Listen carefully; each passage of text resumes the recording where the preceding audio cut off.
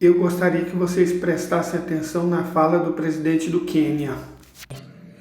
For the people who work numbers, I am giving you free advice that those of you who are holding dollars, you surely might go into losses.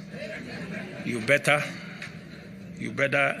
do what you must do, because this market is going to be different in a couple of weeks.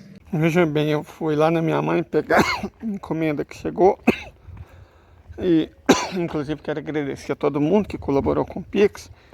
Nós finalmente compramos esse aqui, um protetor eletrônico contra a variação de tensão na rede, porque aqui em Goiás o bagulho é sinistro.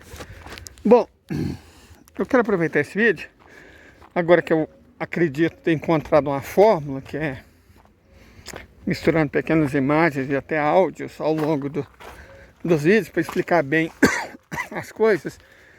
E gostaria de tentar explicar, enquanto eu pego essa talha no meio do mato potencialmente hostil para casa, eu gostaria de tentar explicar para vocês por que a desdolarização da economia mundial é tão prejudicial. Peraí, vou ter que espirrar. Muito bem. Continuando com a explicação, por que a desdolarização da economia mundial é tão prejudicial aos interesses dos Estados Unidos. Seguinte, os Estados Unidos, primeiro, imprimir dólares permite a eles comprar a riqueza do mundo sem dar nada em troca. Porque no esquema de comércio justo, a moeda expressa a riqueza de um país, certo? Até 1971, com o padrão dólar-ouro, o dólar valia ouro, literalmente. E aí abandonou o padrão dólar-ouro. O dólar se tornou uma moeda fiduciária.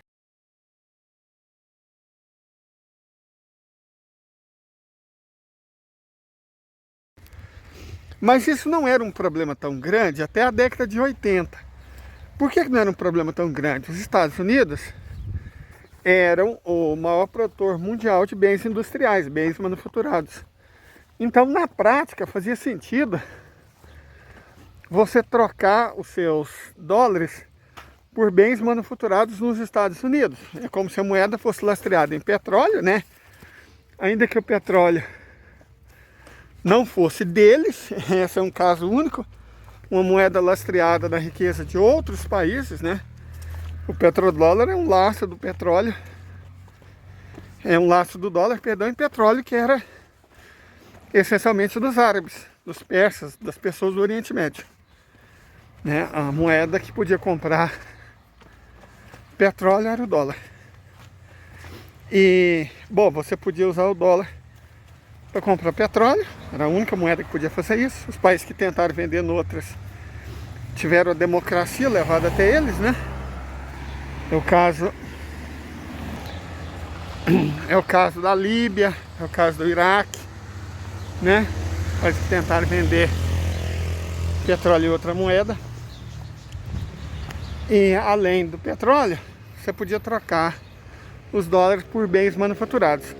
Mas dos anos 90 em diante, de maneira maciça, as indústrias americanas foram sendo transferidas para outros países.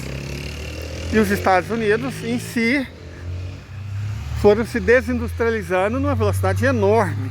TSMC, el mayor fabricante de chips mundial, que está montando una fábrica en Estados Unidos a base de subsidios, ya está negociando también con el gobierno alemán más de 5.000 millones en subvenciones para su nueva fábrica en Alemania. Al final, toda esta retórica de que si los chinos entran en Taiwán se van a quedar con la tecnología de TSMC, el gigante taiwanés está sacando tajada a costa de los contribuyentes occidentales. Nadie en China o Taiwán piensa que la guerra esté cerca, pero el temor ha sido rentabilizado extraordinariamente por TSMC. Una jugada maestra. Então, o dólar já não permitia mais comprar bens manufaturados nos Estados Unidos, certo? Mais do que isso, os Estados Unidos começaram a usar dólar como instrumento de guerra, de chantagem. El gobierno de Estados Unidos envió más de 75.000 millones de dólares a Ucrania. Déjame decirlo de nuevo porque es un número impresionante. Más de 75,000 millones de dólares. Pregunta. ¿Tanto dinero para un conflicto regional? Miren lo que pudiéramos hacer con esos fondos aquí en Estados Unidos si no lo estuviéramos mandando a Ucrania. Podríamos proporcionar un plan de salud de Medicare para 15 millones de estadounidenses sin que tengan que pagar ni un centavo. Podríamos construir 40,000 escuelas nuevas para educar a los millones de niños en los Estados Unidos. Y al mismo tiempo podríamos pagar el salario de 4,000 maestros. ¿Y sabes qué más podríamos hacer con ese dinero? Podríamos construir hogares como condominios para 5 millones de personas. Pero en vez de hacer esas cosas, vamos a enviar ese dinero, mi dinero, que me sacan de mi salario en impuestos, a Ucrânia. Se o país não obedecesse aos Estados Unidos, as leis que os Estados Unidos exportavam não fossem obedecidas, em determinada nação, sanções eram levantadas. O que é a sanção? Sanção é a punição que o valentão do mundo te dá por não obedecer a ese valentão. Simples así. El país más violento del mundo desde 1955 ha sido Estados Unidos. Jeff, basta, espere. Permítame. Cuando miro a mi propio país, Estados Unidos, veo una sociedad semidemocrática y racista, dominada jerárquicamente por blancos, cuyo objetivo es preservar los privilegios de las élites. Así es como se formó en 1787. Era un país genocida, de esclavistas y asesinos de nativos americanos para una cultura blanca. E increíblemente aún luce así, aunque ahora somos mucho más diversos de lo que éramos. Espere. Déjeme preguntarle esto, Jeff, porque Quiero resaltar que estas son las distinciones culturales. Tratamos la democracia como lo bueno. El país más violento del mundo, del siglo XIX, de lejos, fue quizás el país más democrático o el segundo más democrático de todo el mundo, y ese era el Reino Unido. ¿Usted puede ser demócrata en casa y despiadadamente imperialista afuera? El país más violento del mundo desde 1955 ha sido Estados Unidos. Jeff, basta, espere. Permítame decir eso. Jeffrey, soy el moderador y digo que ya es suficiente. Bueno, está bien, de acuerdo, he terminado.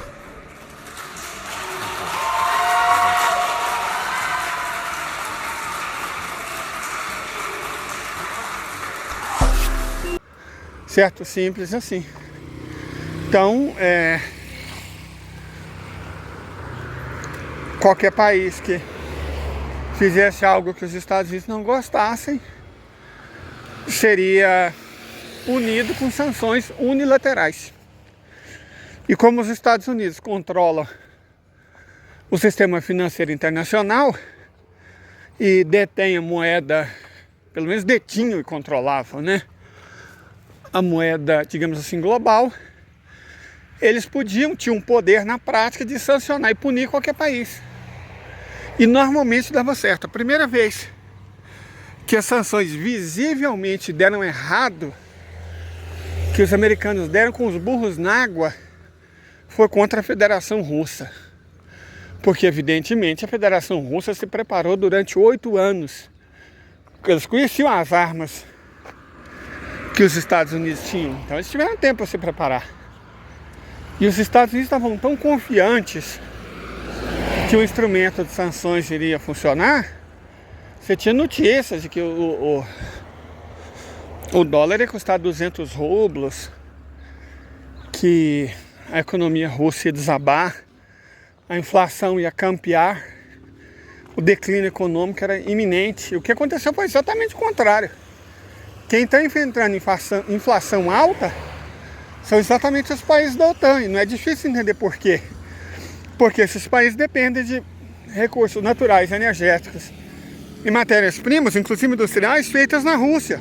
Inclusive porque, na verdade, a Europa sempre viveu disso, enriquecer com a riqueza de outros países, de outros povos. Ela basicamente roubou o mundo. Antes de los británicos, la India era la nación más rica y tenía el PIB más alto del mundo. Porque durante los 100 años de dominación británica, este indicador bajó hasta el desalentador puesto número 30, o incluso el 50. Vinieron a apoderarse de nuestro comercio, nuestras telas, nuestras materias primas. Incluso para fabricar balas de cañón necesitaban el salitre proveniente de la India. De hecho, la palabra botín en inglés es una palabra hindi que ahora se ha incorporado a los diccionarios. Así que es algo muy revelador que incluso el análogo en inglés de la palabra botín se la hayan robado también a la India y luego la hayan introducido en su vocabulario. Todavia, o que os Estados Unidos não contaram, evidentemente, né, é que o feitiço iria acabar virando contra o feiticeiro. Por quê? Negociando menos com os Estados Unidos, por conta das sanções, os países do mundo começaram a usar menos o dólar. E isso provocou uma desdolarização das economias mundiais que só está crescendo e só está se acelerando. Com menos países usando o dólar, aí a situação que era ruim para os europeus passa a se tornar péssima para os próprios Estados Unidos. Por quê? Porque há muito tempo os Estados Unidos produzem muito pouca coisa. Quantas vezes você viu nos últimos anos um selo, uma etiqueta Made in USA? Aposto que você não viu, porque eles não produzem mais nada. Então o mundo não precisa de dólares. No entanto, os Estados Unidos precisam que o mundo use dólares. Isso por dois motivos principais. O primeiro é que a moeda que eles imprimem tem que valer alguma coisa para eles continuarem roubando o mundo. O segundo é que, como nós já vimos, eles usam o dólar como máquina de guerra, como ferramenta de guerra, para poder sancionar os países que não concordam com eles. Então, sem o dólar, eles já eram.